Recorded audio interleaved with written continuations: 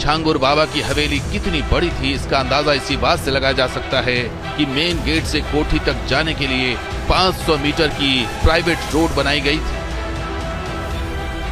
हवेली को इस तरह तैयार किया गया था कि कोठी के अंदर से बाहर की सभी एक्टिविटीज को देखा जा सकता है। स्थानीय लोग बताते हैं कि छांगुर बाबा को कोठी के बाहर कभी नहीं देखा गया। वो जब भी बाहर निकलता था अपनी गाड़ियों से जाता था। छांगुर बाबा काफिले में फॉर्च्यूनर, स्कॉर्पियो समेत कई महंगी गाड़ियां लेकर चलता था।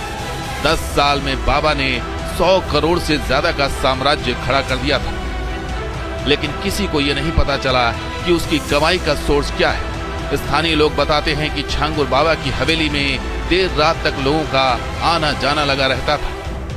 बलरामपुर के एक छोटे से गांव में इतनी आलीशान हवेली को बनाने का मकसद क्या था, अब इसका पूरा सच सामने आ चुका है। दरअसल छांगुर बाबा की यह हवेली एक बड़े धर्मांतरण का पाताल लोक बन गई थी। हालांकि अब भी लोग इस बात से अनजान हैं कि इस हवेली के अंदर क्या चल रहा था। गांव के लोग ये समझ नहीं पा रहे हैं कि आखिर इस मामूली सा दिखने वाला बाबा या फकीर कैसे कुछ सालों में ही इतनी बड़ी हवेली और लग्जरी गाड़ियों का मालिक बन बैठा। बताते हैं कि छांगुर बाबा ने धर्मांतरण के नाम पर विदेशों से करोड़ों के फंड जुटाए थे।